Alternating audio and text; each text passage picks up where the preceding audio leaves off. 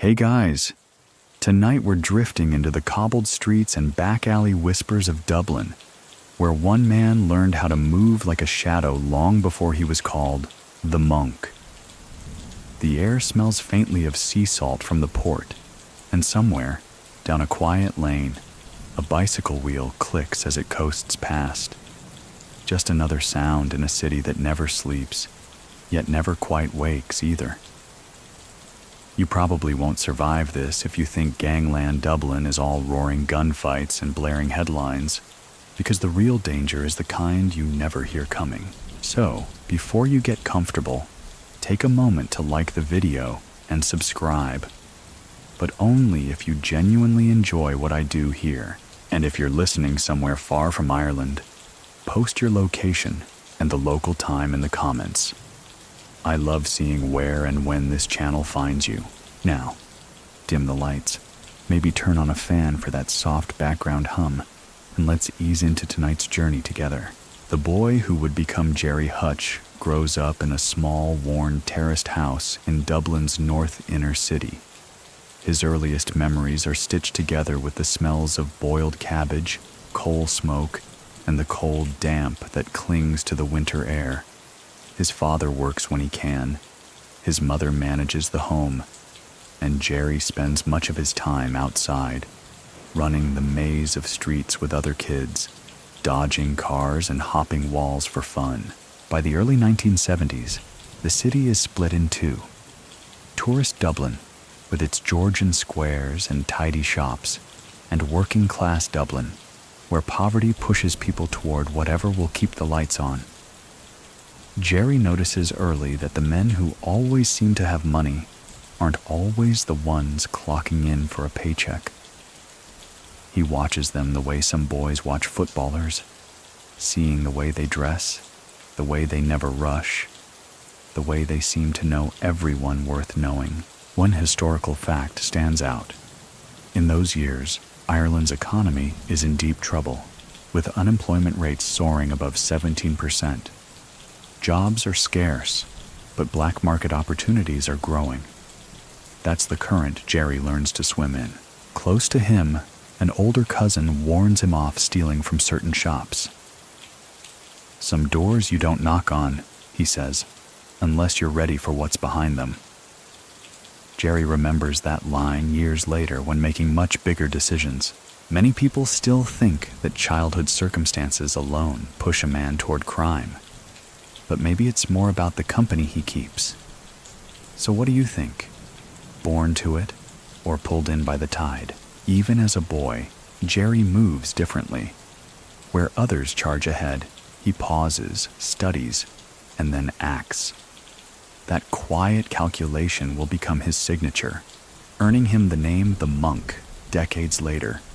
But for now, he's just another skinny Dublin kid in patched clothes, learning that survival in this city is an art. The teenage Gerry Hutch blends into the streets like he's part of the scenery, yet somehow always seems to know where everything is happening.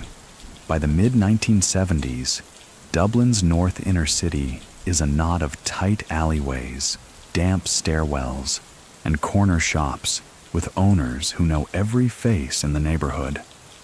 The city center pulses with both working-class hustle and the occasional sharp edge of desperation. For Gerry, school is less a place of learning and more an obligation. He's quick with numbers, quicker with reading the expressions of others, but the lessons that matter most to him happen after the bell rings. Down by the docks, he picks up bits of work, hauling, sweeping, running small errands for traders, learning who tips well, who's stingy, and who might have something off the books for him to carry. In those days, the Gardaí's youth policy is still rooted in old-world community policing. Officers on the beat know families by name, and a warning is often given before a charge. That leniency has saved many a boy from a criminal record, and Gerry is smart enough to use it to his advantage. One older lad shows him how to spot a tail, whether it's police or someone from another street keeping tabs. If you turn twice and they turn twice, you've got company, he says, half serious, half grinning.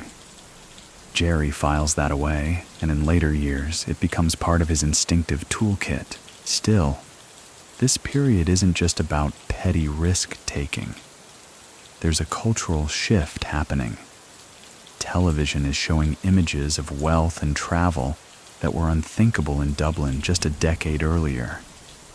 For a teenager with ambition, it's proof that there's more to life than counting coins in a cold kitchen. He starts to understand the unwritten rules. Never owe more than you can pay back. Never talk too much, and always look like you're meant to be where you are. These lessons, picked up on stoops, in pubs, and on backstreet corners, will shape the way he navigates the city's criminal undercurrent in the years to come. Many people still think that teenage mischief is harmless until it isn't, and the moment it tips into something bigger is invisible until you look back. That turning point is coming for Gerry, quietly, without fanfare, just as he begins to sense the size of the city's hidden economy. And for now, he moves through it with the same calm pace, hands in pockets, eyes open, as Dublin hums around him, unaware of the figure he will one day become. By the late 1970s, Gerry Hutch has outgrown the harmless energy of street games. He isn't the loudest voice among his friends, but he's the one people turn to when something needs organizing, whether it's a football match in a vacant lot or a quick plan to pocket goods from a market stall. There's a shift in his thinking now. Opportunities aren't just chance, they can be designed. Dublin's gangland is still more localized than the sprawling networks it will become. Turf wars are rare, and older criminals run tight, almost family-like crews. Gerry's talent for discretion gets noticed. He's the kid who doesn't panic when things get tense, the one who remembers who was standing where and who said what, even hours later. Around this time, a well-known local figure, a man with connections both in and out of prison, takes a quiet interest in him. No promises, no overt recruitment, just a few pieces of advice over tea in the back of a cafe. Never look over your shoulder unless you have to. Never touch what's too hot and always know who's watching you. The city itself is changing. Ireland has joined the European Economic Community, and while that promises new prosperity in the long term, it also brings more goods through the ports, more trade, and more ways for contraband to slip through unnoticed. For someone with Gerry's patience and eye for detail, it's like watching the tide come in and knowing you can pick up coins along the shore if you wait long enough. One historical fact worth noting. In these years, the heroin crisis is beginning to take hold in Dublin, devastating communities. Gerry is careful to keep a distance from that world. Whether it's principle or pragmatism, it's a line he doesn't cross, at least not directly. Many people still think that steering clear of the most dangerous rackets is a sign of weakness. But for Gerry, it's a survival strategy, a way to keep moving without drawing the kind of heat that brings everything crashing down. From here, the boy is gone. In his place is a young man moving in circles where reputation is currency, and every word said or not said can change your fortune. By the early 1980s, Gerry Hutch has a feel for the city's rhythms, when the streets are busiest, when the police presence thins, and where the blind spots lie between them. He's no longer just drifting between odd jobs and small scores. He's choosing his moments, calculating. The patience that sets him apart is becoming more noticeable, and not just to his friends. Word begins to circulate among certain circles that Hutch is reliable. In Dublin's underworld, that single word carries weight. It doesn't just mean you can be counted on. It means you know when to keep your mouth shut, when to show up, and when to vanish. This reputation, quietly earned, is more valuable than any quick grab of cash. There's an incident around this time. A dockside shipment. Nothing flashy, but the kind that could have gone wrong if handled by someone less careful. Hutch plays a small but crucial role, moving a piece of it without leaving a trail. Those who matter notice. Meanwhile, Dublin is changing again. Economic hardship still grips the working class, but there's a subtle growth in consumerism.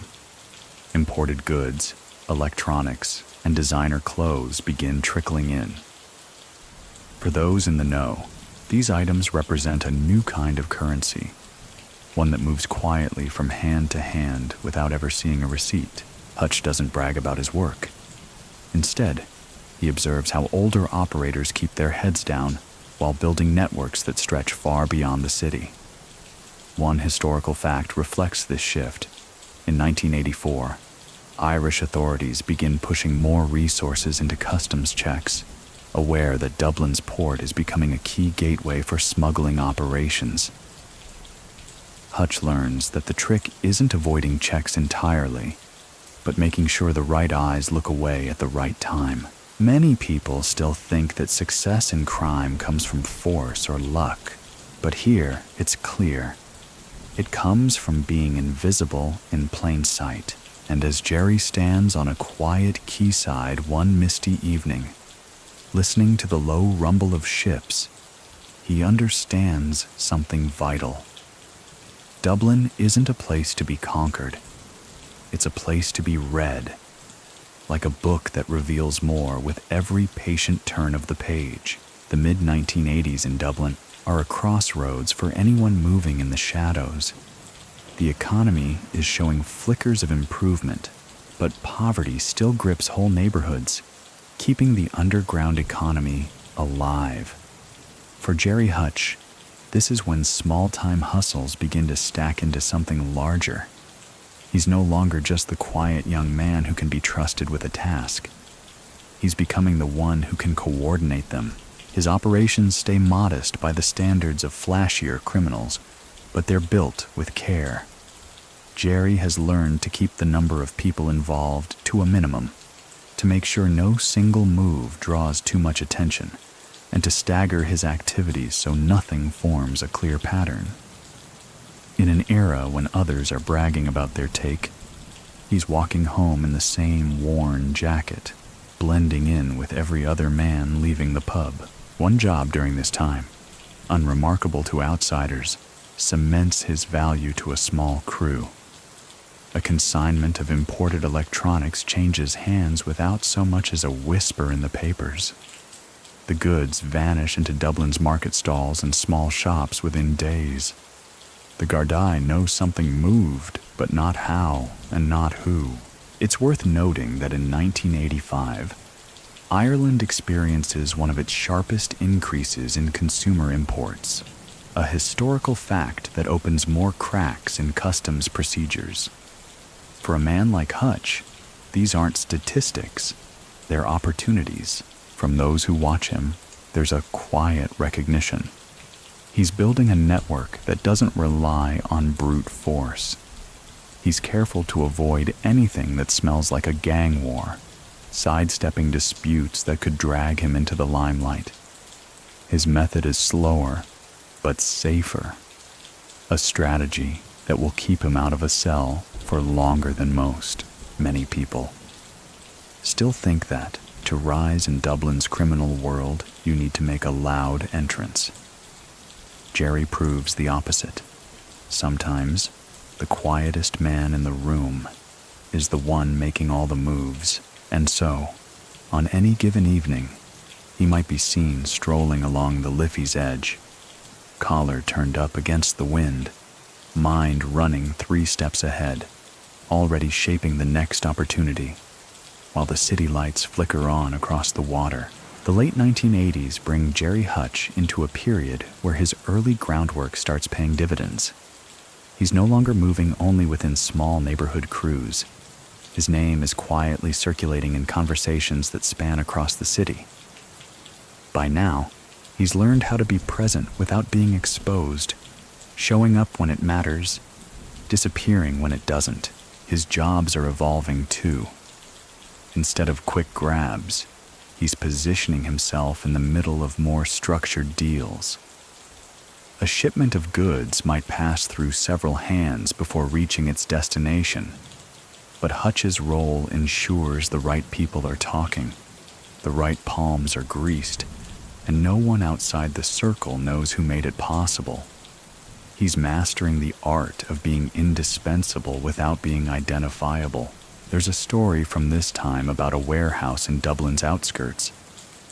Something stored there vanishes overnight.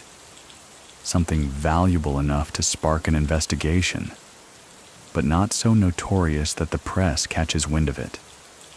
Those in the know see Hutch's careful fingerprints all over the job, not in the act itself, but in the planning, the timing, and the absence of loose ends.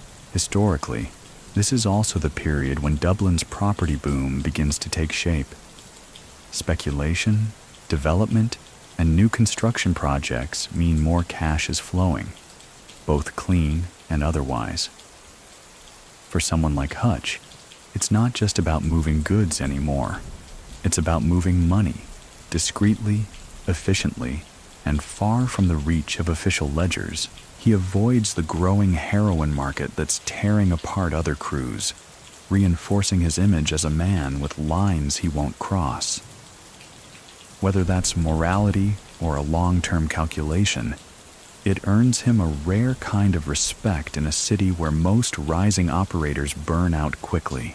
Many people still think that staying out of the dirtiest corners limits a man's influence, but in Hutch's case, it seems to expand it. He's becoming a name others drop when they want to reassure a nervous partner. Don't worry, the monk's got it in hand, and through it all, he remains the same quiet figure, slipping through Dublin's damp streets, his footsteps lost beneath the hum of a city that doesn't yet realize how central he's about to become. The 1990s arrive, and with them, a more connected, more lucrative, and far more dangerous Dublin underworld. Gerry Hutch, now in his 30s, has built himself into a figure of quiet influence, respected by those who work with him, and often underestimated by those who don't know better. His discipline is still his sharpest tool. While others chase headlines or lean into violent intimidation, Hutch operates with the precision of a man who knows every move leaves a mark somewhere. In these years, the country itself is changing. Ireland is on the cusp of the Celtic Tiger era, though in the early 90s, its claws are just beginning to show. Money, real money, is becoming more accessible, both in legitimate markets and in the spaces between them. Property speculation, tourism, and infrastructure projects mean more cash is flowing through Dublin. And wherever money moves, shadow channels open to move it faster, quieter, and without oversight.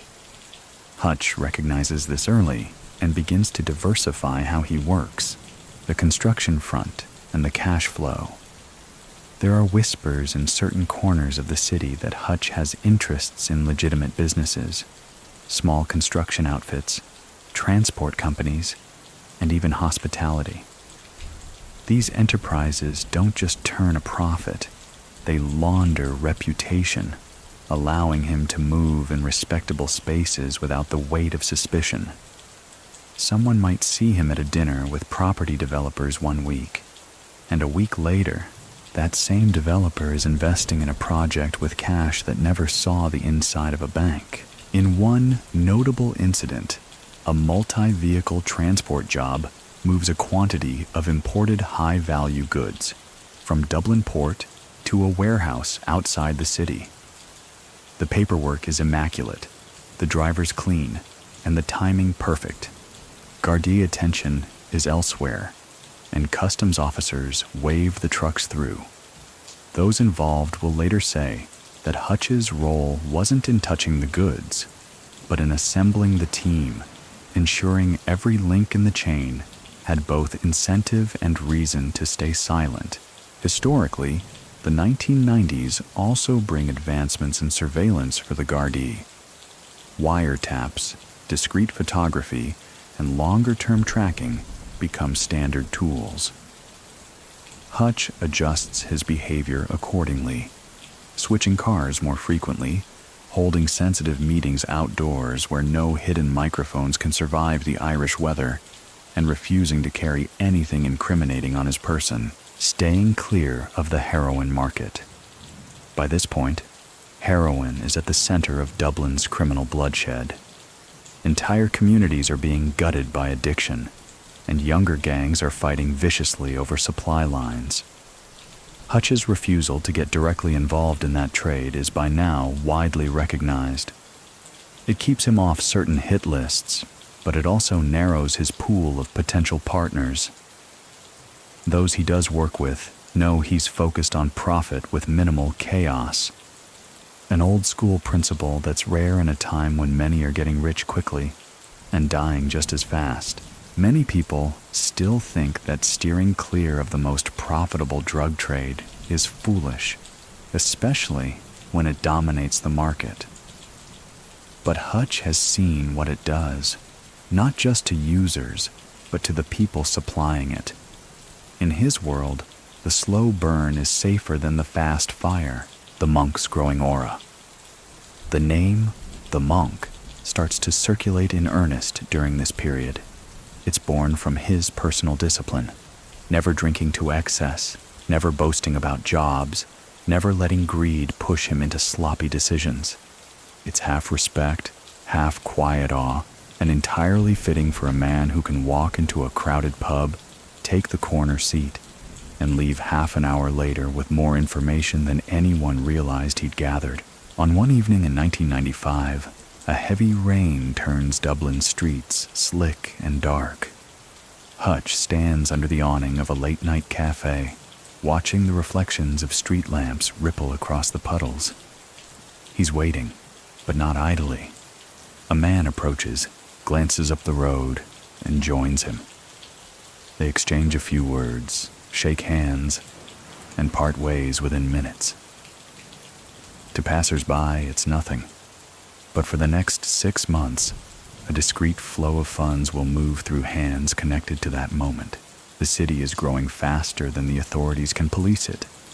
Luxury apartments rise where old warehouses stood. Boutique shops appear on streets once lined with pawn shops, and expensive cars begin to appear in neighborhoods that never saw them before. In this shifting landscape, Hutch moves like water, filling gaps, adapting to new shapes, never staying still long enough to be contained. International reach begins by the late 90s. There are reliable rumors of Hutch traveling more frequently. Spain, the Netherlands, even occasional visits to the United States. These aren't pleasure trips. Each destination is a hub in its own right. Ports where goods can be redirected, banking centers with looser oversight, cities where Irish expatriates run both legal and illegal enterprises. He makes contacts, builds trust slowly, and never forces a deal. On one such trip to the Costa del Sol, he's seen walking along a marina at dawn, speaking quietly with a local businessman known to have connections to multiple nationalities in the smuggling trade. The conversation lasts less than 5 minutes, but will ripple outward for years. Partnerships forming that the Gardaí won't even hear whispers of until long after the groundwork is laid. This is the period where his life, his business, and his legend begin to stretch beyond Dublin's borders. The monk is no longer just a local figure. He's an operator in a network that spans countries, currencies, and codes of silence. And yet, when he returns to Dublin, he slips back into his old streets as if he never left, greeting old neighbors, drinking tea in familiar kitchens, and walking the same routes he's walked since boyhood. Still the man who knows how to vanish in plain sight. The turn of the millennium doesn't so much change Gerry Hutch's trajectory as it sharpens it. By 2000, he's already an established figure in Dublin's criminal landscape, known for precision, patience, and a deep aversion to the kind of reckless moves that have destroyed countless others. While younger crews battle for notoriety in the city's drug-fueled turf disputes, Hutch is refining his methods, expanding his reach, and proving that survival in the underworld is less about raw muscle and more about controlling the flow of opportunity. A city in transition. Dublin in the early 2000s is riding the high of the Celtic Tiger economy. Construction cranes fill the skyline, glass-fronted office buildings rise along the Liffey, and once neglected neighborhoods gentrify almost overnight. For legitimate businesses, it's a time of aggressive growth. For those operating in shadows, it's a buffet of possibilities. Cash-heavy projects, shell companies, and a rapidly globalizing market that makes it easier than ever to move both goods and money across borders. Hutch has been watching the city shift for decades, and he knows how to adapt without overreaching. He maintains a balance between legitimate-looking ventures and the more discreet activities that keep his influence intact.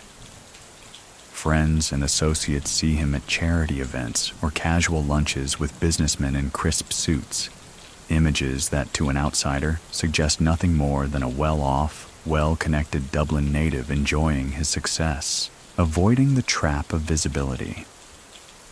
By now, the Gardaí know his name well, and surveillance technology is more advanced than ever. Hutch responds by making himself both more visible and less predictable. He doesn't hide from public spaces, but he also never allows patterns to form. If he meets an associate for coffee one week, the next time they speak might be on the phone, from another country, or in the middle of a crowded public festival. One historical fact that shapes this period: Ireland's Criminal Assets Bureau, CAB, established in the late 1990s, is aggressively targeting suspected proceeds of crime. Hutch studies their tactics, keeping his finances layered and fluid, never allowing a single holding or transaction to look large enough to invite seizure. Many people still think that constant travel and legitimate investments are just camouflage for laundering money. And while there's truth in the idea that business fronts can be useful shields, Hutch also genuinely values the flexibility that comes with multiple revenue streams. For him, diversification isn't just a financial strategy. It's protection against the collapse of any single avenue. Spain, the quiet second base. It's during these years that Hutch deepens his ties to Spain, particularly the Costa del Sol. Here, the atmosphere is different. Sunlit promenades, marinas lined with yachts, and a bustling expat community where cash-rich individuals can blend in with little scrutiny. For a man used to Dublin's damp alleys, the Mediterranean backdrop is both a luxury and a strategic retreat. He rents, never buys, and keeps his accommodations modest enough to avoid attention while still being comfortable. Local contacts see him as courteous, measured, and not particularly talkative about his affairs. But behind closed doors, deals are struck that link Irish markets to broader European supply chains. In one notable meeting in Marbella, Hutch sits with a pair of businessmen over espresso. Nothing on the table but coffee cups and a few pastries. But the conversation is weighty. Shipping schedules, port access, and mutual acquaintances in Antwerp. The meeting lasts less than half an hour, and afterward, the three men part ways without exchanging anything more than polite handshakes. Reputation as a mediator. Back in Dublin, Hutch's reputation as a man who can make peace becomes more pronounced. When disputes arise between crews, especially disputes that threaten to spiral into bloody street violence, There are times when intermediaries quietly suggest, "Let the monk have a word." He's not a saint, but he understands the economics of stability. Chaos is bad for business. One example: a brewing conflict over disputed cargo at Dublin port threatens to spill over into open hostility between two factions. Hutch arranges a meeting in a neutral location. No threats, no raised voices. Just a pragmatic conversation about profit margins, risks, and the alternatives to cooperation.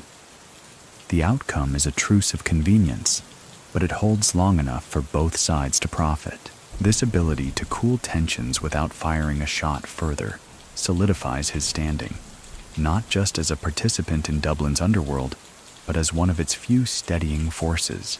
The monk's private code. For all his pragmatism, Hutch has his own internal rules. He avoids unnecessary violence, distances himself from unpredictable operators, and refuses to involve family in business matters. While some scoff at the idea of an honor code in organized crime, those close to him know these aren't just postures. They're survival tactics, shaped by years of watching others self-destruct. Late one evening in Dublin, after a quiet meeting in a dimly lit pub, Hutch walks alone toward the river. The city is still awake. Taxis idling at curbs, neon lights reflecting in the wet streets. But he moves as though in a parallel world, unhurried, head slightly bowed. He knows every route, every escape, every blind corner. He knows, too, that one wrong decision could erase decades of careful work, and so he keeps walking, not toward the spotlight, but along the edges where shadows are thickest, and the game is won by those who master the art of never being caught standing still. The early 2010s arrive with Dublin's underworld more fragmented than ever. The Celtic Tiger boom has collapsed into the global financial crisis, leaving abandoned developments, bankrupt companies, and a surge of desperation among those who thought they'd secured their fortunes. For a figure like Gerry Hutch, this is both a risk and an opportunity. Chaos breeds danger, but it also opens doors for those who can navigate it without losing their balance. Post-crash Dublin. A different game. The property bubble's burst has stripped the gloss from the city. Half-finished apartment blocks stand like concrete skeletons, and lenders scramble to recover debts. In this atmosphere, liquid cash is more valuable than ever, and the ability to move it quietly becomes a service in high demand. Hutch is well positioned. His networks, both in Ireland and abroad, are flexible enough to shift with the new economic tides. While younger gangs chase quick money in armed robberies and high-risk drug shipments, Hutch continues to build influence through precision and restraint. It's a contrast that stands out in the volatile climate of the time. Many of the newer operators see violence as the quickest path to dominance. Hutch sees it as a quick route to ruin. One historical fact from this period is particularly relevant. Ireland's Criminal Assets Bureau steps up its operations significantly after 2010, emboldened by a political climate that demands visible results in tackling organized crime. The CAB isn't just seizing obvious luxuries. They're freezing bank accounts, targeting property titles, and tracing complex financial transactions that were once considered untouchable. Hutch responds by further decentralizing his assets, never letting too much sit in any one place for too long. Spain. The second stage of operations. The Costa del Sol, by now, is more than just a retreat for Hutch. It's a parallel base of operations. He understands that Spanish law enforcement has its own priorities, and as long as his presence doesn't disrupt local interests, he can operate with a degree of comfort impossible in Dublin. Apartments are rented under names not directly connected to him. Meetings happen in public cafes, by the water, or during afternoon walks when the streets are busy enough to swallow a conversation.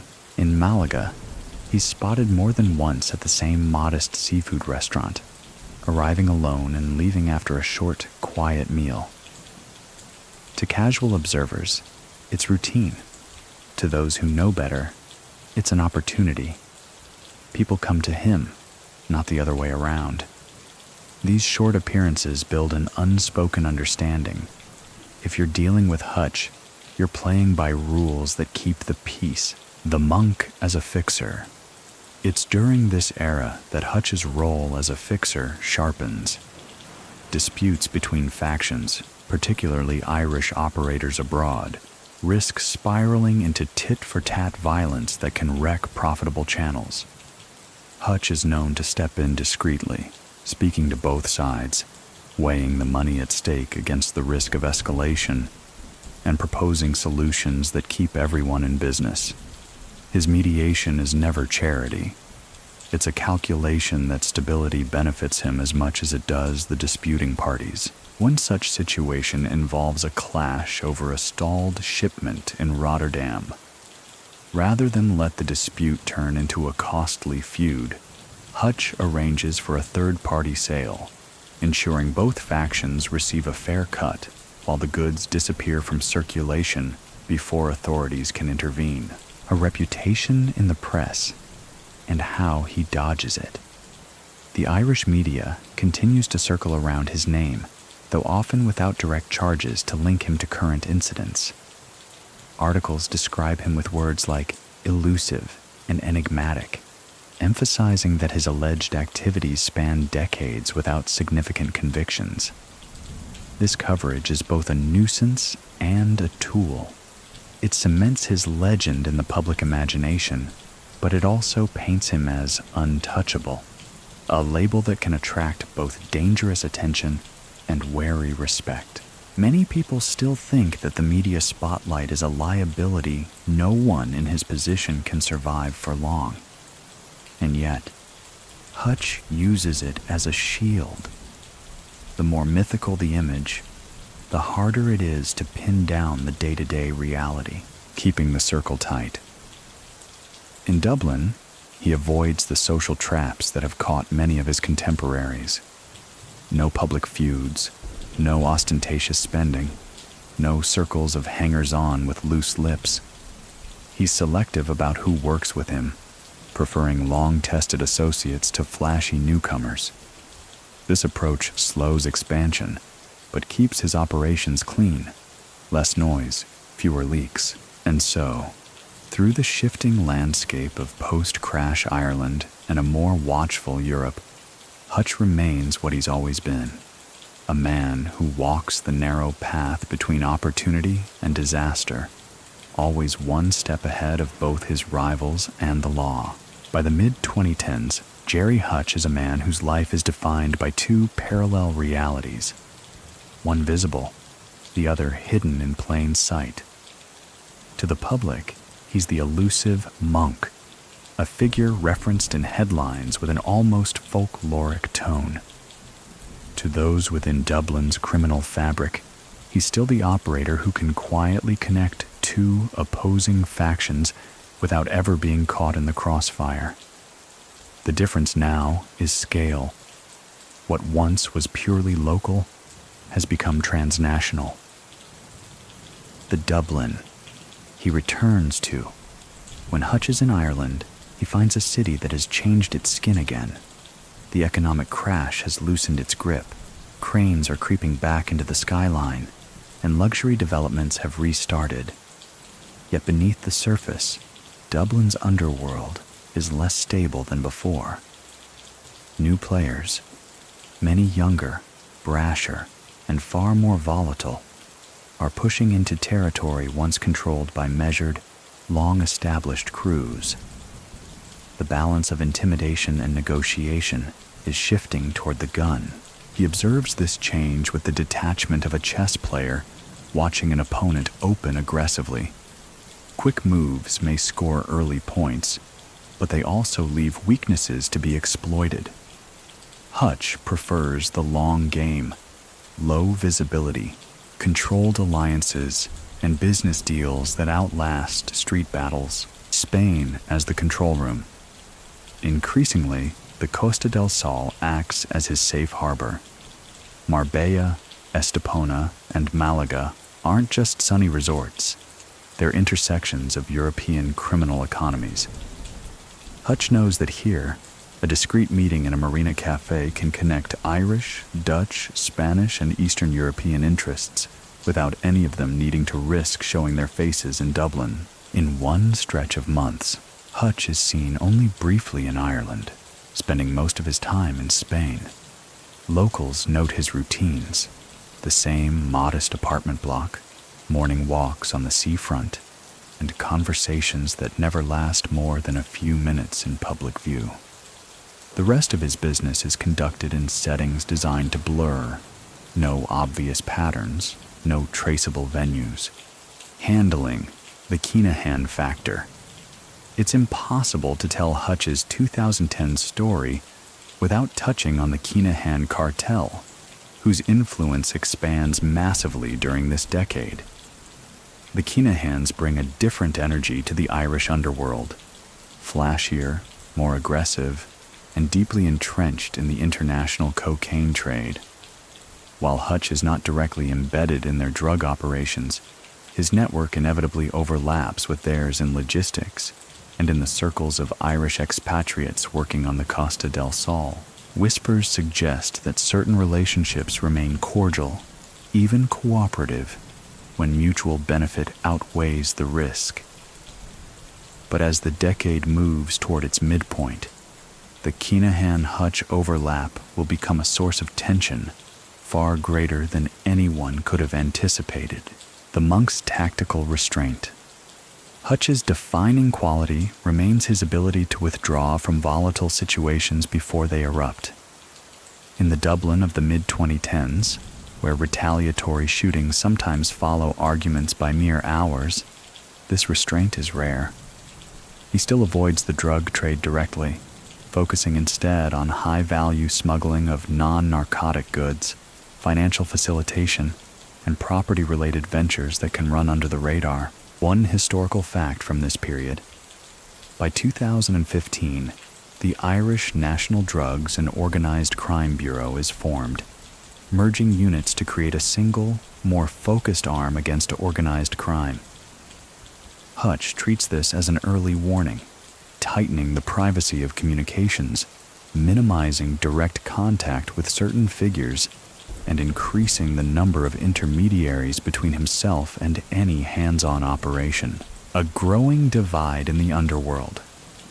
Many people still think that the Irish underworld is united by shared profit, but by this point, it's more accurate to say it's a loose patchwork of overlapping interests and simmering rivalries. Hutch knows that alliances are temporary, trust is conditional, and survival depends on keeping one's value higher than one's threat. From his apartment balcony in Spain, he can see the masts of yachts swaying in the marina, hear the chatter of tourists on the promenade below. It's a quieter world than the one he came from, but it's not without its own dangers. Even here, the wrong meeting or the wrong name can close in fast. And so, as Dublin streets edge toward open gang war and the Costa del Sol becomes a second stage for Irish disputes, Hutch stays what he's always been, a figure who moves just far enough ahead to avoid the blast and just close enough to feel the heat when it's time to make his next calculated move. By early 2016, the simmering tensions in Dublin's underworld erupt into a chain of events that will pull Gerry Hutch back into the glare he spent a lifetime avoiding.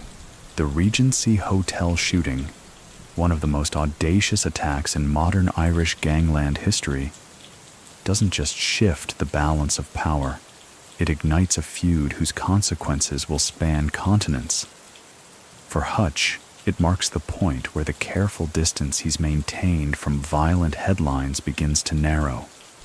The Regency, a catalyst. On a February afternoon, Gunmen disguised as armed police storm a boxing weigh-in at Dublin's Regency Hotel, killing David Byrne, a key Kinahan associate. The attack is surgical, high-profile, and instantly recognized as the opening shot in a war. In the chaos, images and speculation circulate fast, and though Hutch is not seen at the scene, the narrative quickly hardens. This is retaliation for the killing of his own nephew, Gerry Hutch, in Spain months earlier. For decades, Hutch has worked to keep his name out of active police investigations. Now, whether true or not, the media and the underworld alike are framing him as a central figure in a vendetta that's already claiming lives. Calculated withdrawal. Rather than confront the storm head-on, Hutch retreats. There are reported sightings in Spain, but his movements are deliberately opaque. Apartments are changed, travel is low-key, and trusted intermediaries handle the few communications he allows.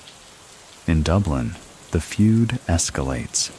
Retaliatory shootings, security checkpoints, and heightened Garda presence across key neighborhoods. One historical fact worth noting: following the Regency, the Irish government deploys the Armed Support Unit to bolster urban policing, a rare show of sustained armed presence on city streets. Hutch reads this as confirmation. This feud is no longer just an underworld affair. It's a national priority for law enforcement. Spain, a shifting safe zone. The Costa del Sol, once a safe parallel base, is now a pressure point. The Kinahans have deepened their presence there, and for Hutch, that means geography no longer guarantees safety. Even the familiar marinas and cafes carry new risks. A walk down the promenade could bring him face to face with someone whose loyalty isn't certain. Despite this, he maintains routines designed to project calm. Morning strolls, quiet meals, the appearance of a man unbothered. But beneath the surface, every choice is strategic. Routes are varied daily. Meetings are short and spaced out. In this environment, visibility and invisibility are both tools, used in precise doses to confuse observers. The monk's mediation reputation.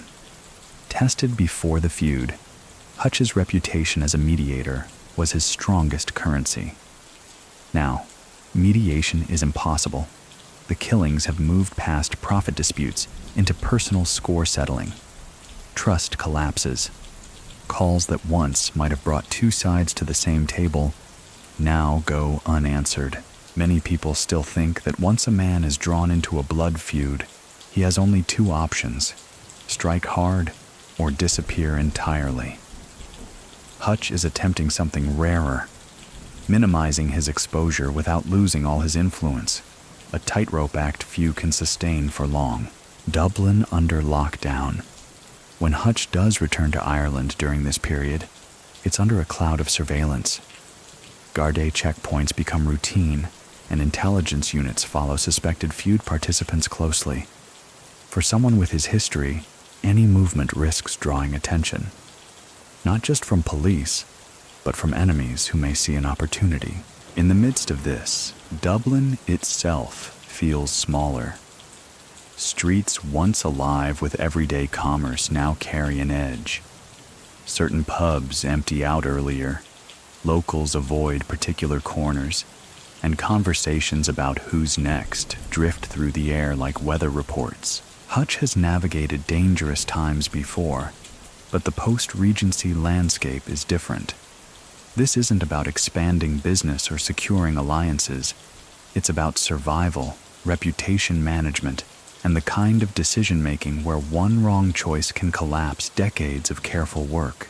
And so, as 2016 moves forward, he remains a man in motion, neither fully gone nor fully present, his life defined by a single, unspoken goal: to see the other side of a war that's consuming everything around it. By 2017, the aftershocks of the Regency Hotel shooting have hardened into a full-scale feud between the Hutch faction and the Kinahan cartel, one that's reshaping the underworld not just in Dublin, but in Spain and other European hubs. For Gerry Hutch, the challenge is now existential. His decades-long discipline, keeping low, staying measured, avoiding the dirtier trades, is under siege from a conflict that refuses to obey the old rules. The feud tightens its grip. The feud has a body count that grows steadily. Retaliatory shootings, both in Dublin and abroad, are headline fixtures. Gardaí mount high-visibility operations in the north inner city, while also dedicating plainclothes units to tailing anyone even loosely associated with the feud. Hutch's own image in the press swings between that of a shadowy mastermind and an aging outlaw on the run. For a man who has spent his life avoiding unnecessary violence, the scale of this war is a problem he can't neutralize with a quiet conversation. Alliances are rigid. Emotions are running hotter than the calculations he's used to dealing with. And trust, already a rare commodity, is almost non-existent. Strategic absence. Hutch spends less time in Ireland. The Costa del Sol remains a base, but with the Kinahan presence strong there, his movements are sharply controlled. Apartments are chosen for their anonymity. Routines are constantly altered, and no meeting place is used twice in a short period. There are confirmed sightings of him in other parts of Spain, Granada, Alicante, each one brief, never long enough for a pattern to emerge. These trips serve multiple purposes: to meet contacts away from areas thick with surveillance, to remind allies that he's still present, and to keep opponents guessing. One historical fact relevant here: Spain's national police had, by this period, stepped up its collaboration with Europol, particularly in monitoring organized crime figures with cross-border connections. Hutch knows the shared intelligence means what's seen in Spain can be on a Dublin desk within hours, adapting old principles to a new reality. Hutch's philosophy, profit over pride, still guides him, but the feud forces him to adapt. It's no longer enough to avoid personal involvement in violence. He has to ensure that his name isn't used by allies as cover for their own aggressive moves. A single rash act by someone in his orbit can be traced back to him, whether or not he sanctioned it. This means more distance than ever between him and active operators. Messages pass through multiple hands, and decisions are framed so that if questioned, Hutch can plausibly deny involvement. It's a kind of leadership by ghost, a presence felt but rarely seen, the cost of constant vigilance. Life in this mode is exhausting, even for a man built on patience. Every trip to the shop, every meal in a cafe, carries a layer of risk assessment. Where's the exit? Who's sitting nearby? Which cars have been parked on this street before? Even at night, walking under street lamps in a quiet Spanish suburb, he's alert to the sound of footsteps or the idling of an unfamiliar engine. Many people still think that the greatest threat to a man like Hutch is the police. But in this climate, the more immediate danger is from a rival who wants to make a statement, and for whom Hutch's removal would carry both symbolic and strategic weight. Dublin's changing streets. Back home, the neighborhoods that shaped him are shifting again. Long-time residents move away, replaced by new families or boarded-up properties. Pubs he once knew as safe meeting points are either gone or too exposed to be useful. The young men now making names for themselves grew up on stories of the monk, but those stories are as much myth as memory, and myths can inspire reckless actions. For Gerry Hutch, the work now is less about building and more about preserving, holding on to enough influence to protect his circle, without taking on so much exposure that the war swallows him entirely. It's a line he walks with the same careful, deliberate pace that's carried him through decades. But now the rope is frayed and the wind is rising. By 2018, the Hutch-Kinahan feud has stretched into its third year, claiming lives in Dublin, Spain, and even further afield. Gerry Hutch has now become the rare kind of figure who is both mythologized and actively hunted, his name carrying weight in police briefings, news reports, and whispered conversations across the underworld. The war is still raging, but its intensity and reach have transformed it into something far larger than a personal vendetta, living between two worlds. For Hutch, the year begins in the same split existence he has maintained since the Regency shooting. Part of his time in Spain, part elsewhere in Europe, and brief, heavily calculated returns to Ireland. Each movement is designed to avoid forming a pattern, never staying in one safe house too long, never meeting the same contact twice in the same city. He understands the importance of remaining unpredictable. Even among trusted allies, details are shared sparingly. It's not paranoia. It's survival in a war where the line between friend and foe can vanish in a single deal gone wrong. Spain tightens its net. By now, Spanish authorities are well aware of the feud's reach. Increased police cooperation with Irish investigators makes the Costa del Sol less of a sanctuary. Raids on properties linked to the Kinahans send a clear message. Spain will not tolerate its soil being used as a battlefield for Irish disputes. Hutch takes note. His meetings in Spain grow shorter and more public, always in bustling cafes, hotel lobbies, or seaside promenades. The logic is simple. Witnesses make targeted attacks riskier, and police presence in crowded areas can be leveraged as a form of protection. One historical fact from this period is telling.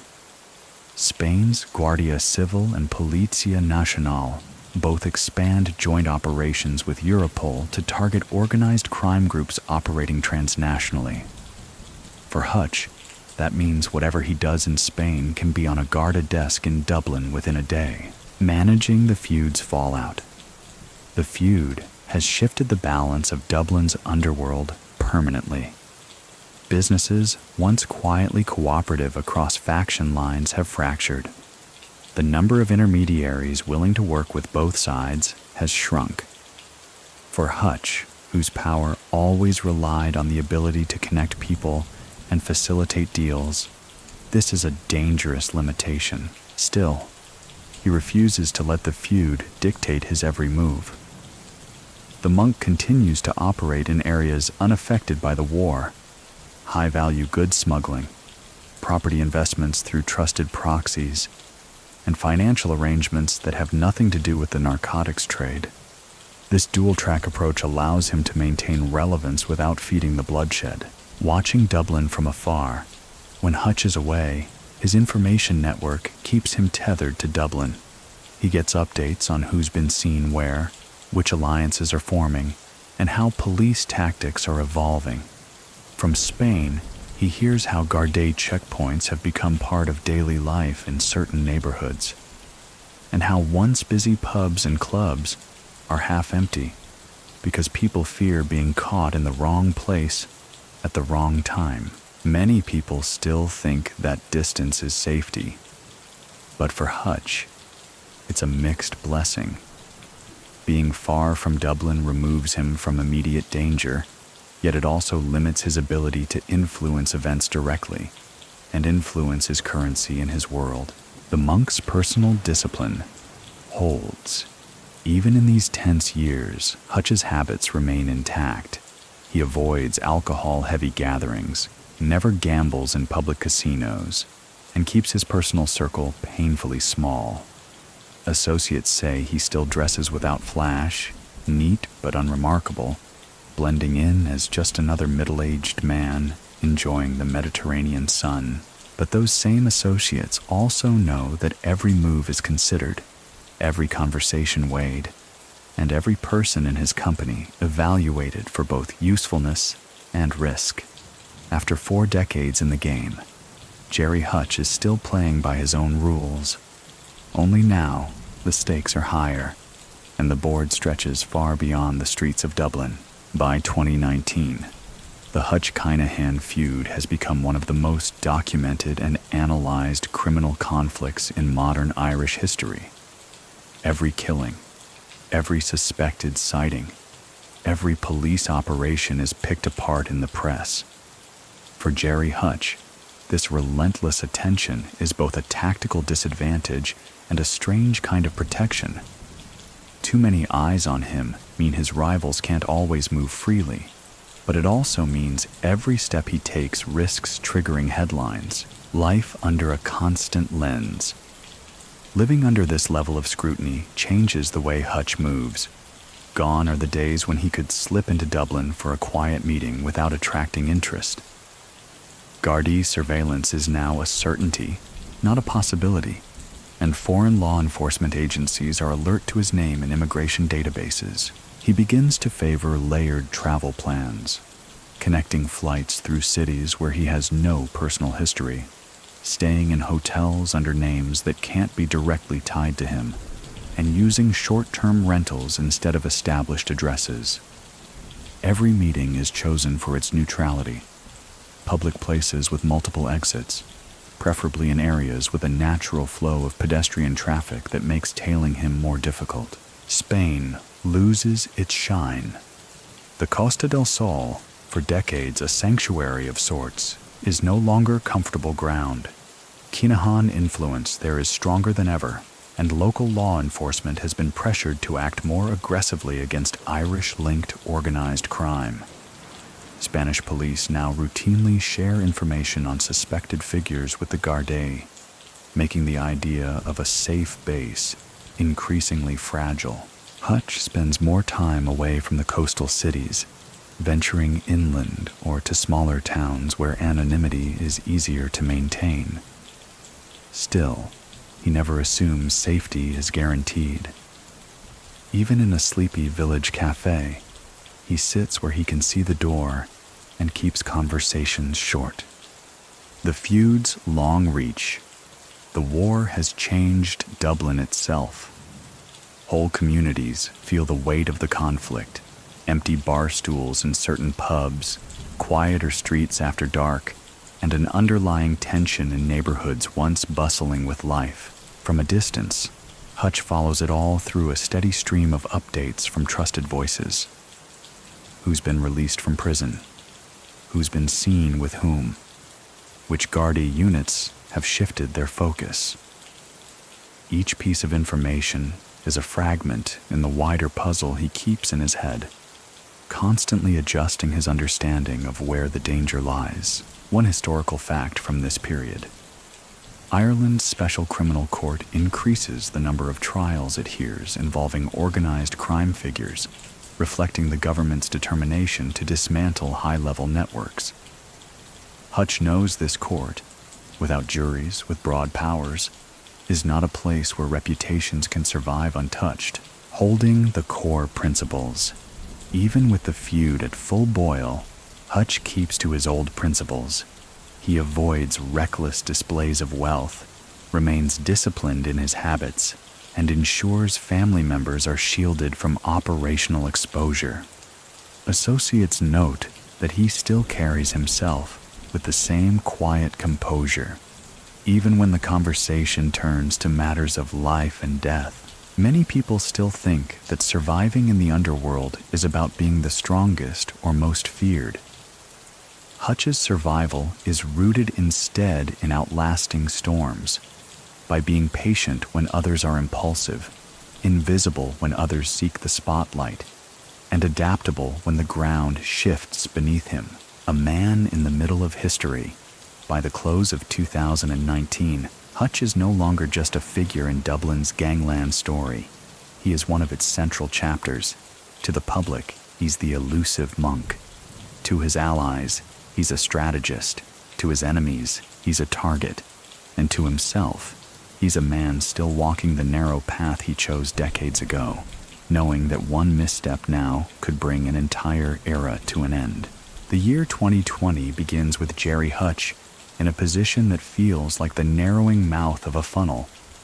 His space to maneuver is shrinking, yet the pressure to act with absolute precision has never been greater.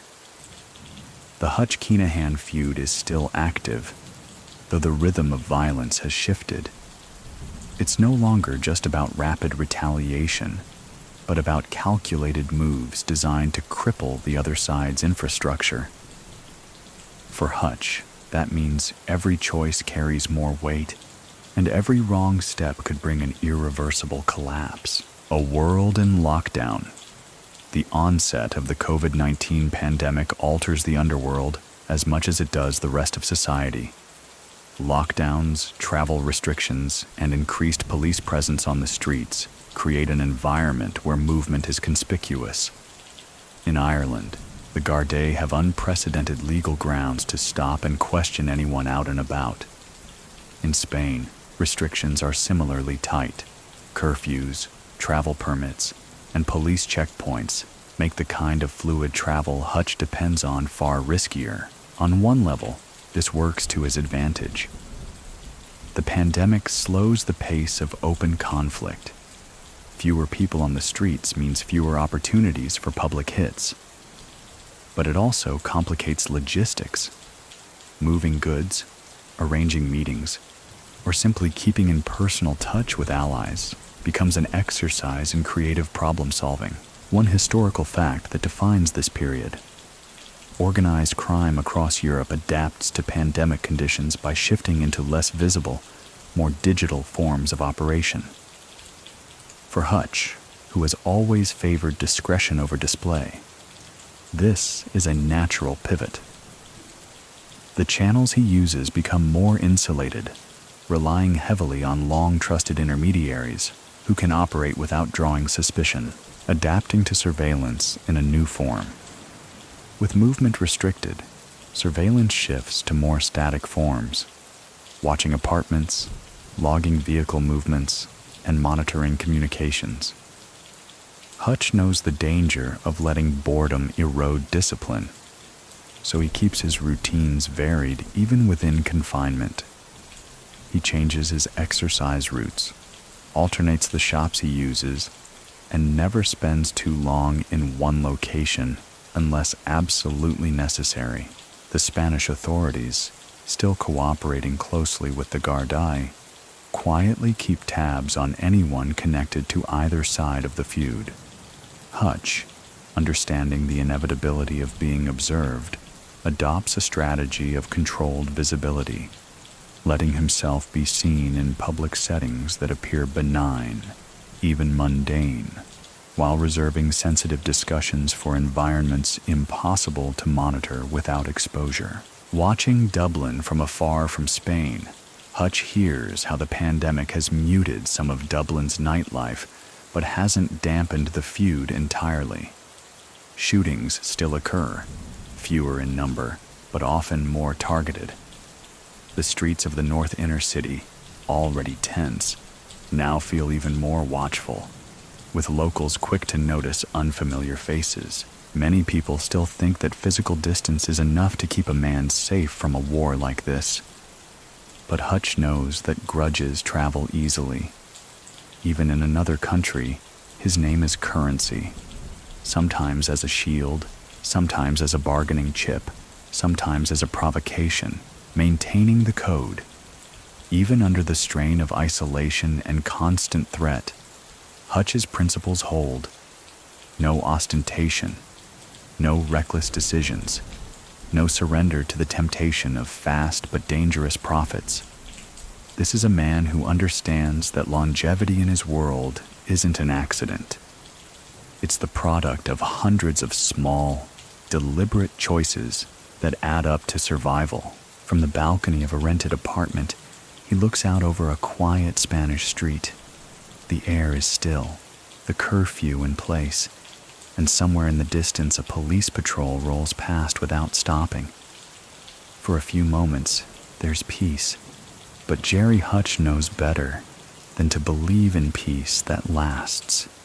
Not here, not now, and not in the life he's lived. By 2021, Gerry Hutch's world is a tightrope stretched over fire. The feud has not burned out. It has merely gone quieter in some months, only to flare violently in others. Law enforcement scrutiny is relentless, and his own movements are under a kind of international watch that few criminals in Ireland's history have endured.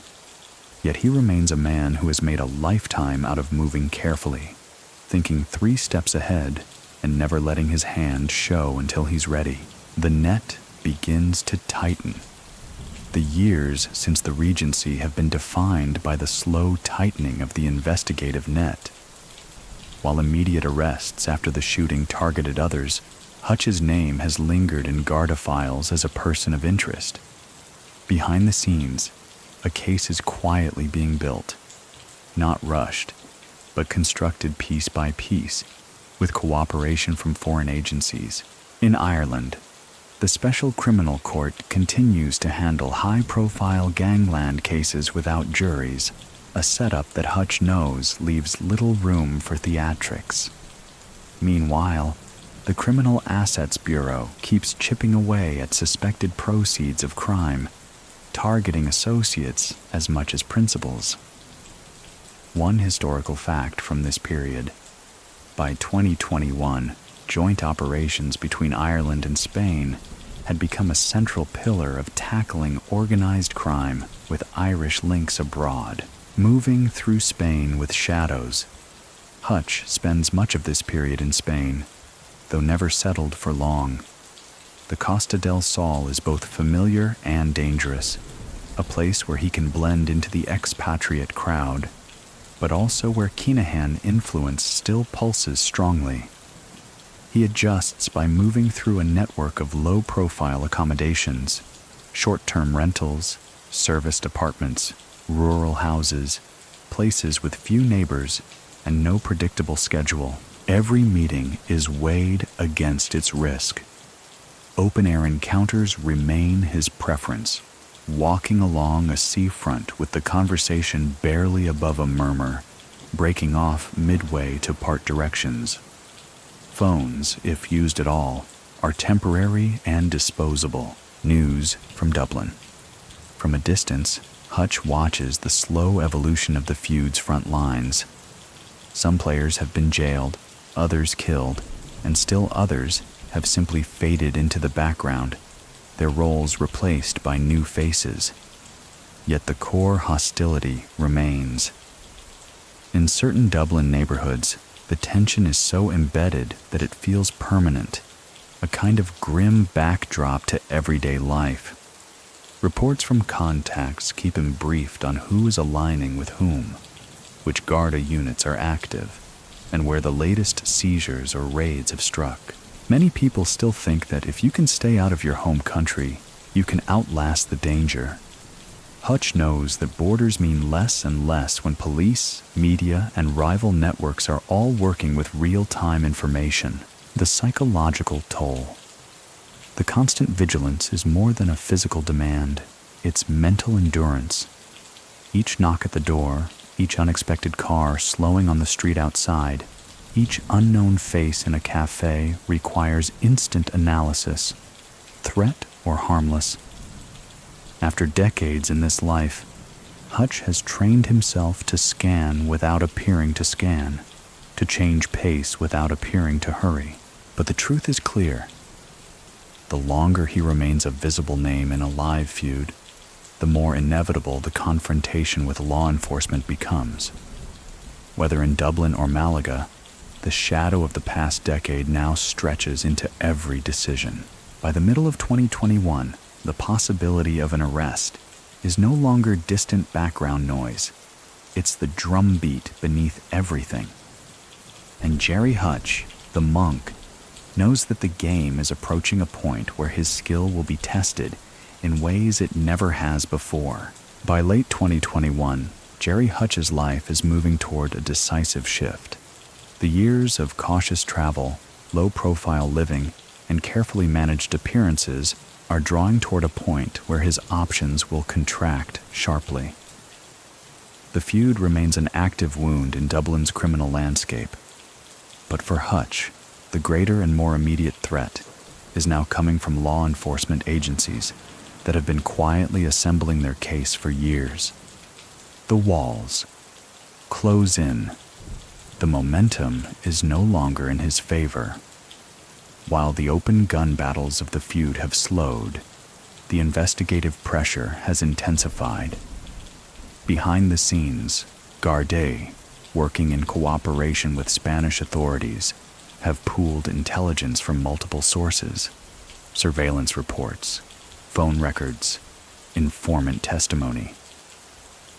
For Hutch, whose survival has always depended on staying one step ahead of both enemies and police, the idea of a coordinated international pursuit signals that the window for escape is narrowing. One historical fact is telling here. In the second half of 2021, Ireland's Special Criminal Court and Gardaí Organised Crime Bureau both took a more aggressive stance on high-profile cases, willing to push extradition and cross-border cooperation harder than before. This shift in strategy reflects the state's determination to bring marquee figures into custody, especially those linked, directly or indirectly, to the Regency case. The monk in Spain. In Spain, Hutch continues to operate with the same careful habits that have defined his exile. Apartments are rented in quiet complexes, usually with private entrances and no shared corridors. Meals are taken alone or with one or two long-trusted associates. Every public appearance is brief, controlled, and located in places where his back can be against a wall and the exits in plain view. Yet, there's a growing sense among observers that these measures, while effective, are no longer enough. The machinery of an arrest is in motion, and even the best evasive routines cannot indefinitely deflect a coordinated law enforcement push. Watching the feud's evolution. From a distance, Hutch keeps track of the feud's altered shape. The initial frenzy of retaliation has given way to a more selective, strategic form of violence. Targeted attacks on infrastructure, not just individuals. The Kinahan network continues to operate with reach and resources, but it too is facing international scrutiny. Many people still think that the arrest of one man can end a feud. Hutch knows better. These conflicts have a way of surviving the removal of their figureheads, mutating into new rivalries, and carrying forward through younger generations who inherit both the grudges and the ambitions. The calculus of flight and return. The question becomes whether to continue the life of careful exile or to face the inevitable in his own country. For decades, Hutch's skill has been in avoiding the traps others fall into. Ego, greed, recklessness. But here, the choice is not just about survival in the underworld. It is about legal survival. In the Spanish sun, far from the streets that made him, he weighs the cost of each path, knowing that either could define the final chapter of his story. By August 2021, Gerry Hutch's movements are no longer just a matter of speculation among journalists and rival factions. They are a matter of active coordination between Irish and European law enforcement agencies. The groundwork laid since the Regency shooting has matured into a tangible plan to bring him into custody. For the man who built a career on sidestepping traps, this is the moment where even his finely tuned caution will be tested against forces he cannot outmaneuver indefinitely. The arrest in Spain. The moment comes quietly, without the cinematic chase or the violent confrontation that some might have imagined. In a street in Fuengirola, on Spain's southern coast, local police, acting on an international warrant, approach Hutch. There's no struggle, no grand scene.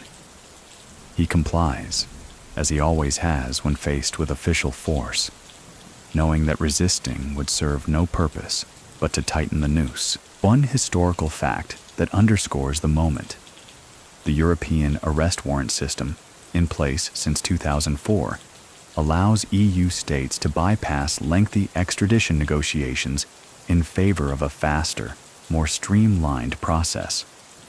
For Hutch, this means that once detained in Spain, the path to Dublin is far more direct than it would have been in an earlier era. News breaks in Ireland. Back in Dublin, the announcement of his arrest sends ripples through the media and the underworld alike. Headlines frame it as the capture of the monk, a man who has eluded major convictions for decades. For his allies, it's a moment of concern. For his enemies, it's an opportunity. For law enforcement, it's the culmination of years of steady work. Many people still think that a high-profile arrest like this signals the end of a figure's influence. But those who understand the underworld know that presence behind bars doesn't always erase a man's reach, particularly if his reputation is built on decades of careful alliances. Awaiting extradition. While in Spanish custody, Hutch remains composed. The extradition process begins, and with it, a period of waiting in a system that operates at its own pace. Legal teams move into position, arguments are prepared, and the public narrative shifts from the chase to the question of what will happen when he stands before an Irish court. For Hutch, these days are marked by the same principles that have guided his entire career. Speak little, show nothing, and let others do the talking when talking is necessary. The physical boundaries of detention are new, but the mental game remains the same. Dublin prepares. In Ireland, preparations are already underway for his arrival. The Special Criminal Court is ready to handle the proceedings, with no jury to sway and a focus on evidentiary precision. Garda intelligence units brace for possible repercussions in the feud, whether retaliatory or opportunistic. The city that shaped him is waiting, not just for his trial, but for the symbolic weight of having the monk back on home soil under guard. By September 2021, the Irish state has set its sights squarely on bringing Gerry Hutch home. The European arrest warrant, already activated, has transformed his arrest in Spain from a headline into the opening act of a legal process that will pull him back into the jurisdiction he has avoided for years. For Hutch, this is not unfamiliar territory. He's faced the machinery of the courts before. But the scale, the politics, and the symbolic weight of this case make it unlike anything in his past. Extradition in motion. Spanish authorities, operating under the streamlined EAW framework, move quickly. The documentation from Ireland lays out the alleged links to the Regency Hotel shooting and the legal basis for trial in the Special Criminal Court. Hutch's legal team in Spain prepares counter-arguments, technical points, procedural challenges, any leverage that could slow the handover. But both sides understand that extradition in the EU, especially for serious charges, is rarely denied. One historical fact adds context. The EAW process is designed to be completed in a matter of weeks, though appeals can stretch it to months. In Hutch's case, the Spanish court proceedings unfold with a kind of inevitability. The legal hurdles are there, but the direction of travel is clear. The media storm. In Dublin, the announcement of his pending extradition dominates the crime pages. Editorials frame it as a pivotal moment in the Hutch-Kinahan feud saga. Proof, some argue, that the state's patient approach to organized crime is paying off. Radio talk shows speculate on whether his return will escalate the feud or bring it closer to an end. Many people still think that trials in the Special Criminal Court are foregone conclusions, given its history of high conviction rates.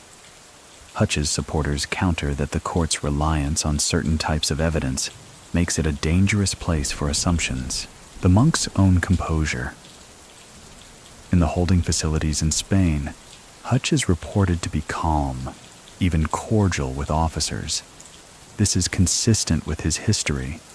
He has never been known to provoke unnecessary confrontation with authorities. His focus is on control. Control of his demeanor, control of his communication, control of how he will face what comes next.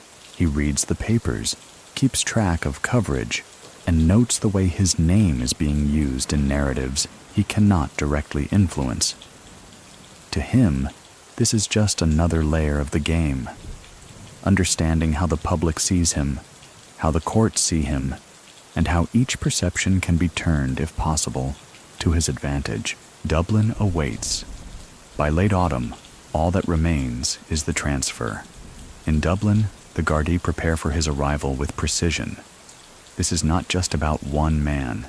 It is about demonstrating that even figures as elusive as Gerry Hutch can be brought to stand trial. The city that shaped him will see him again, not as the quiet operator in the corner of a pub, but escorted, guarded, and watched by every camera in the room. By December 2021, Gerry Hutch's return to Ireland is no longer a matter of speculation. It is scheduled, coordinated, and heavily secured. The Gardaí have worked with Spanish authorities to ensure that every detail of his transfer is controlled, from the handover at the airport to the route into Dublin City. For a man who has spent most of his life mastering the art of movement, this will be the first time in decades that his travel is dictated entirely by others. The flight back. The extradition flight is not a standard commercial affair.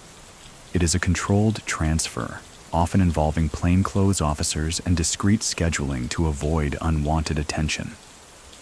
Hutch is not shackled for the cameras.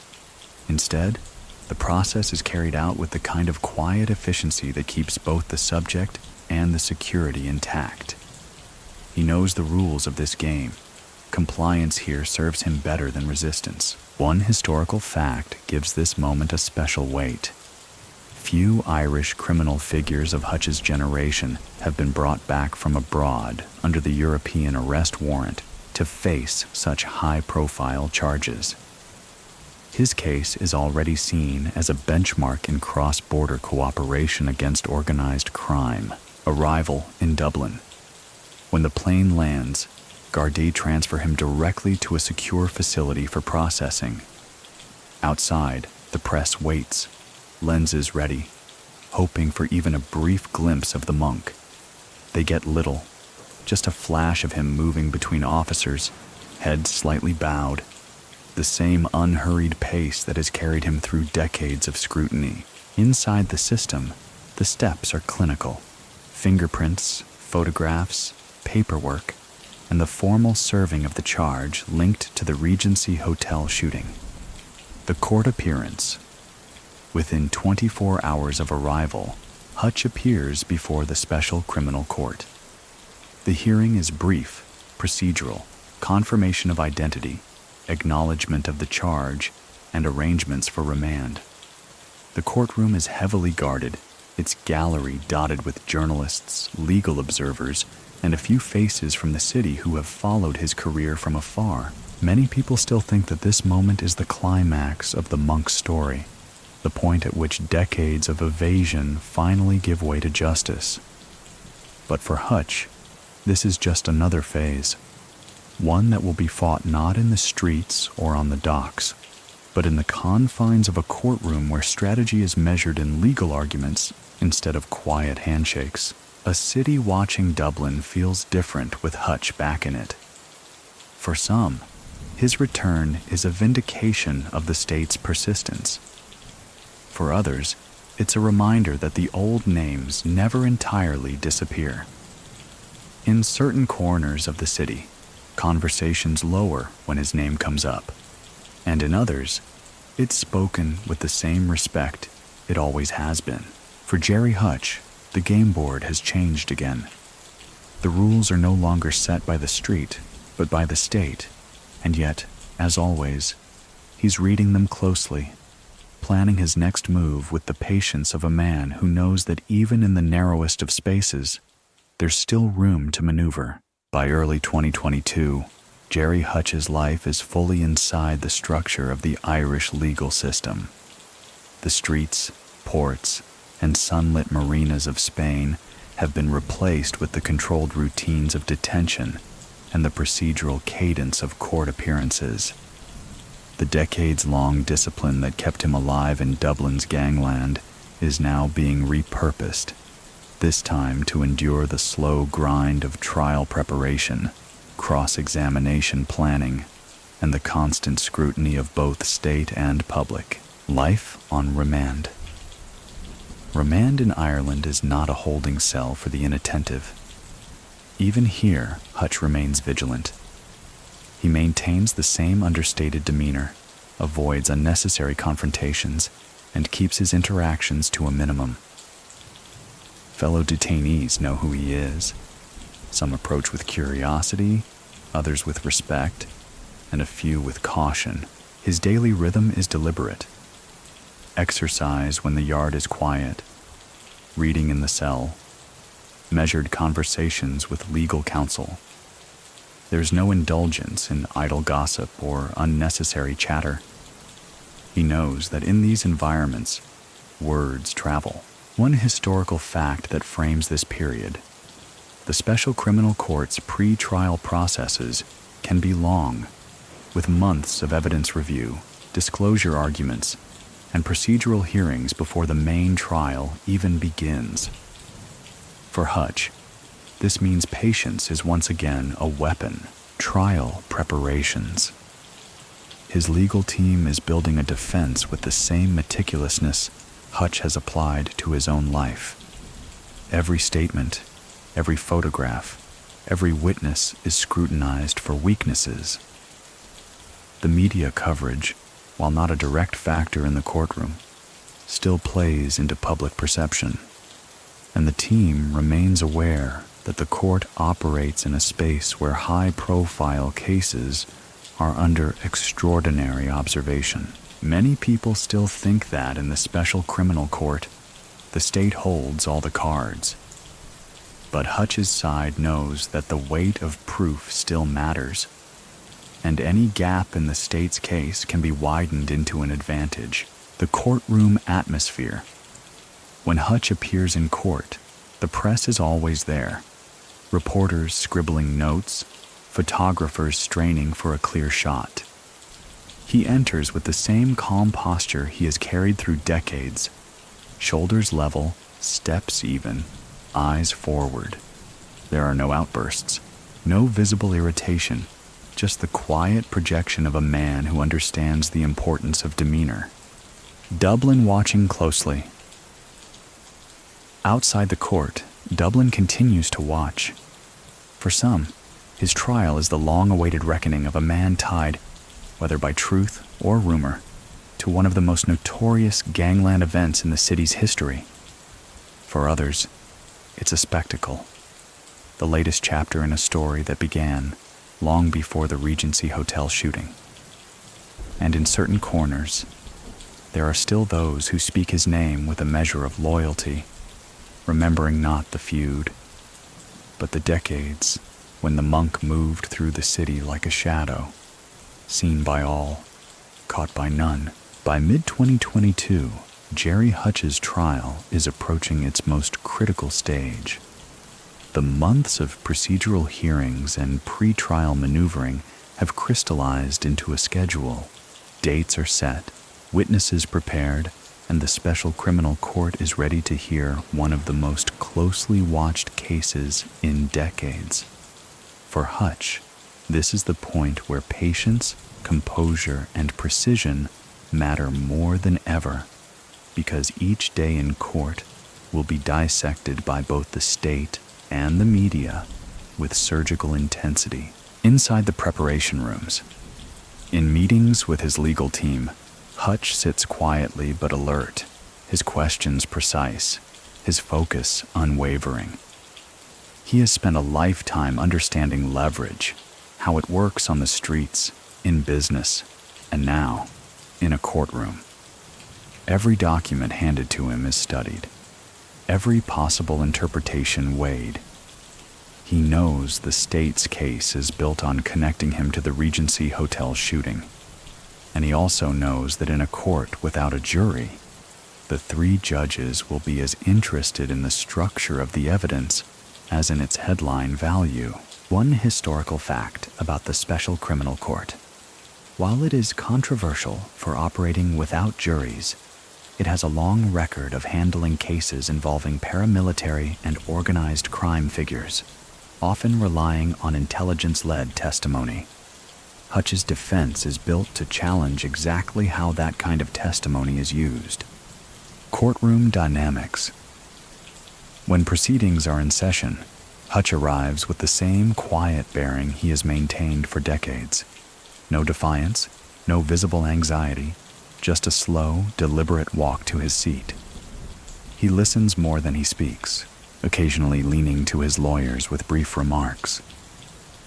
The court officers treat him with the standard formalities, but there's an unmistakable awareness that they are dealing with a man whose name has been a fixture in criminal lore for years. Many people still think that his demeanor is an act for the court. Yet those who have dealt with him privately will tell you it is simply who he is. Controlled, calculating, and unwilling to give away an inch more than he intends. Outside the court, in Dublin streets, cafes, and pubs, the trial is a common topic. Some see it as the long-awaited justice for a crime that shook the city. Others frame it as a political showcase, proof that the state can reach even its most elusive targets. And among those who have known Hutch from the old days, there's a guarded respect for the fact that he's facing the process head-on, without theatrics or concessions to public opinion. The stakes for Hutch, the outcome will decide more than his immediate future. It will define his place in the history of Dublin's gangland. Acquittal would be a return, of sorts, to the carefully balanced life he once led. Conviction would close that chapter permanently. Either way, the game he has played for decades has entered its final act, and he knows the board better than anyone else in the room. By late 2022, the trial of Gerry Hutch is in full motion, drawing both public attention and intense focus within the Special Criminal Court. Each hearing day is a controlled stage where the state presents its version of events, and the defense works methodically to dismantle it. For Hutch, this is no longer about evasion. It is about precision inside a legal framework where every statement and every nuance can tip the scales. The evidence unfolds. The prosecution's case revolves around placing Hutch within the architecture of the Regency Hotel shooting. Witness testimonies, surveillance interpretations, and alleged intelligence reports are laid out piece by piece. Some days move at a rapid pace, with dramatic headlines leaving the courtroom almost as soon as the session ends. Other days are slower, consumed by procedural debates over admissibility and the weight of certain evidence. One historical fact shaping these proceedings is that the Special Criminal Court often admits evidence that might not be accepted in a jury trial, especially intelligence-based material. The defense team seizes on this, challenging not just the content of certain claims, but the manner in which they were gathered and presented, the monk's courtroom presence. Throughout it all, Hutch remains composed. He takes notes in neat, measured handwriting, occasionally leaning toward his lawyers for brief exchanges. There is no visible reaction to contentious statements, no shaking head, no muttered asides, only the steady demeanor of a man who understands that perception in this room is as important as legal argument. Many people still think that in high-profile trials, public opinion can seep into judicial thinking. But here, with 3 seasoned judges and no jury, The weight is squarely on the documented facts and the credibility of those presenting them. Outside the walls, Dublin watches each development closely. In cafes, conversations speculate on whether the state's case is airtight or vulnerable. In certain neighborhoods, the trial is not just news. It is part of daily life, tied to the identity and history of the city. For some, Hutch's presence in the dock is a reckoning. For others, it is a reminder of the shifting codes and loyalties that have defined Dublin's underworld for decades. The stakes narrow. By now, Hutch knows the arc of the trial is moving toward a conclusion. The testimony has been heard, the arguments sharpened, and the timeline for judgment is within view. What remains is the final shaping of how he will be remembered in the context of this case, whether as the man who slipped through the state's grip once more, or as the figure finally brought to ground after years of pursuit. By early 2023, the long trial of Gerry Hutch stands at its sharpest edge. The months of testimony, the cross-examinations, and the legal skirmishes over admissibility have narrowed the focus to a handful of critical questions.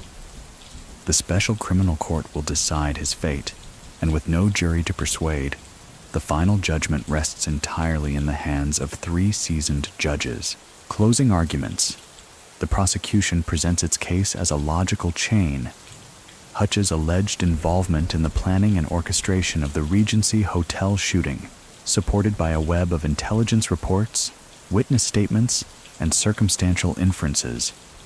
They argue that the event was not an impulsive act, but a coordinated operation, one in which Hutch's leadership and resources played a decisive role.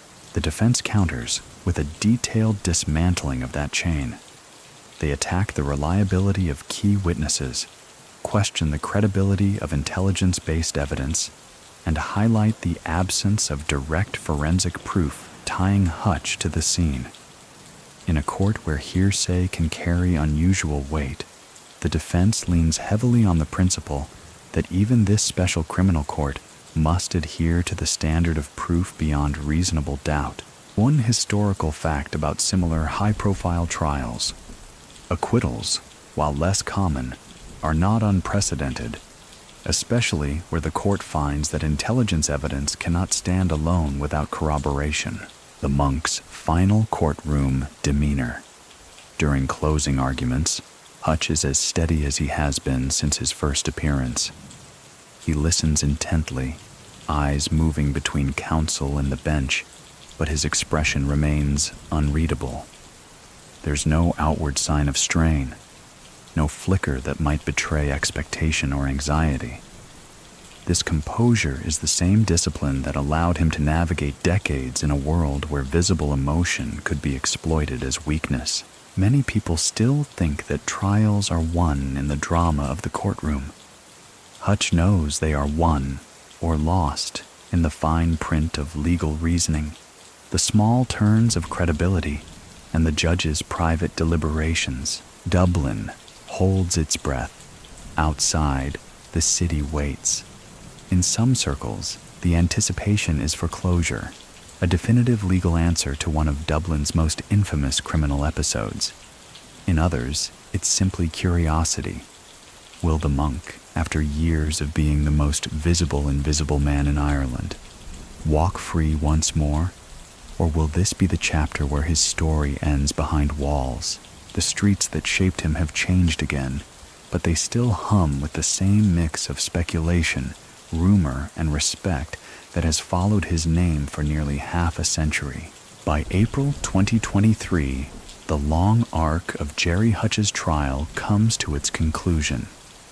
The Special Criminal Court, after months of deliberations, is ready to deliver its verdict, a moment that will decide whether the monk walks out the front doors of the court or is taken back into custody for a sentence that could end his freedom permanently. Judgment Day. The courtroom is silent as the 3 judges take their seats. Hutch, seated beside his legal team, is dressed neatly but plainly. his expression fixed in that same calm neutrality that has carried him through every stage of the proceedings. Around him, the press gallery is full, their pens and recorders poised. The public seats are a mix of journalists, curious onlookers, and a few figures from Dublin who have followed the case with personal interest.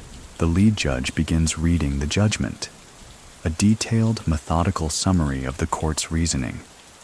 The decision turns heavily on the weight of the state's evidence, particularly the reliance on intelligence-based material and the credibility of certain witnesses.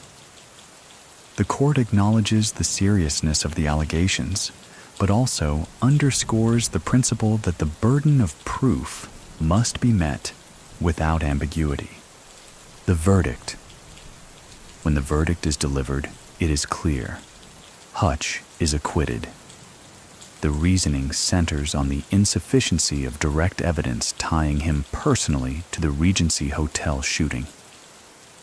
While the judges do not dismiss the broader context of the feud or the suspicion surrounding him, they find that the state has not reached the threshold required for conviction in this court. Many people still think that such an outcome erases the shadow of suspicion. But in the eyes of the public, and certainly in the underworld, the verdict does not erase the legend or the controversy that have followed his name for decades. Aftermath. Outside the court, the reaction is instant. Supporters speak of vindication. Critics frame it as another example of a man who has managed to stay just beyond the reach of the law. Reporters crowd the street, hoping for a statement. Hutch makes none. He steps into a waiting car, the door closes, and he is gone, just as he has always preferred. In Dublin, the feud does not vanish with the verdict. The underlying rivalries, the networks, and the grudges remain. But for Gerry Hutch, the chapter of standing trial for the Regency shooting is closed. The city still hums with his story, told in pubs over pints, whispered in back rooms, debated on radio call-ins. For some, he is a master of survival. For others, a man who has simply evaded justice. And somewhere, away from the flash of cameras, the monk is walking through quiet streets again, his pace unhurried, the weight of the trial behind him, the game of survival still in play. The night falls over Dublin softly. The rain drizzles down the Liffey surface, the city's lamps reflecting gold and broken in the ripples. Inside warm kitchens, the talk fades to other matters, other days. For the listener drifting off now, the streets quiet in your mind, remember? Stories like this live not just in the headlines, but in the spaces between them, in the silences a man can hold for years without breaking. Sleep well.